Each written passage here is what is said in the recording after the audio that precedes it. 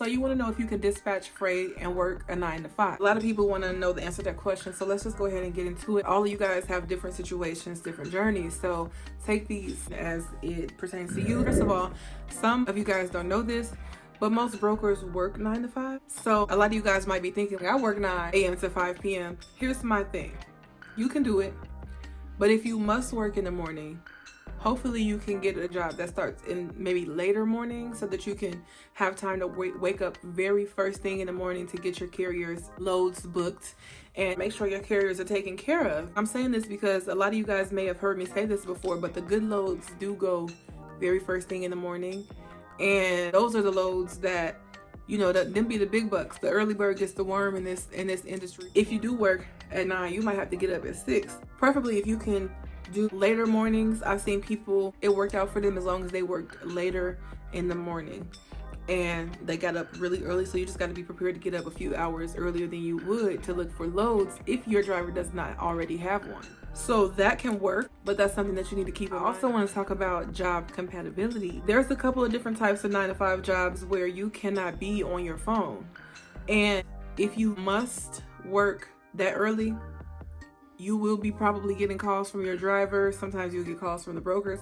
So if you can't step aside or, you know, shoot a text message or an email while you're at work, that might be a little bit challenging for you. It's not impossible, but it might be challenging. Like I've heard people taking phone calls while they were at work. They'll step away and go into take a restroom break or step to their car for maybe like 5 or 10 minutes and handle what they got to handle and then get back to work. If you don't have a job with that kind of like, you know, leeway or elbow room or whatever, I'm not saying it's impossible, but you would just have to find different ways to make that work. Just keep that in mind, that you want to have a kind of job that will allow you to be receiving that communication. Otherwise, it could look bad on you. Your carriers could be looking at you funny or whatever. So job compatibility is a thing because you would probably need a job where phones don't matter, or maybe like a work from home job or something like that. Those are the perfect kind of 9 to 5 jobs to work while you're getting your dispatch business off of the ground. And that brings us to the next point, which is real-time communication, because like I just explained, communication is really important in this industry.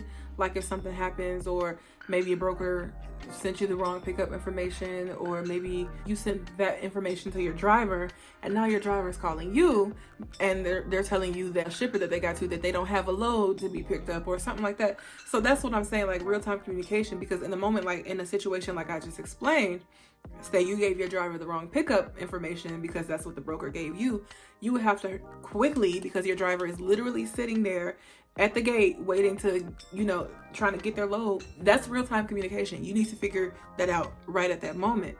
So again, if you want to work and dispatch at the same time, you need to take that into consideration. And the only way that I personally see that being able to be possible is if you could step out for maybe like 2 or 3 minutes, take that phone call, figure that out real quick.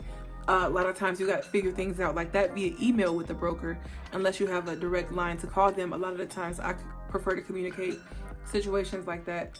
I would probably call in situations like that, but a lot of the times I prefer to also email them, and most times they'll get back to you via email quicker than they will on the phone as far as the brokers are concerned. I have seen quite a few people say that they dispatch and they work a 9 to 5.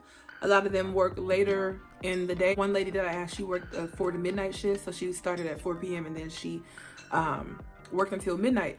But she worked at a casino where she could be on her phone, and she had headphones in, so she could take a phone call and she could pick up her phone and scroll through emails and stuff. A lot of people who do this, they work from home as well. Or some of you guys may have a pretty lax job where you can do whatever you want. Like my sister works at a hospital, and I can pick up the phone and call her, and we can have full-fledged conversations, and she's still working in the back. So if you have a job like that, that's probably perfect for you. Like I said, everybody's situation is going to be different, so you will have to configure how that'll work for you, but it's working for people. So the answer to the question, can you dispatch and work a 9 to 5, it sounds like it's going to be a yes. But for some of you may have to move some things around. So that's what I needed you guys to know about whether or not you can work a 9 to 5, a regular job, and dispatch freight at the same time. If you guys have any further questions, let me know. If you'd like to learn how to dispatch freight, I do offer a training. You can visit brightmoonllc.com. Thank you guys for watching, and I'll see you in the next video.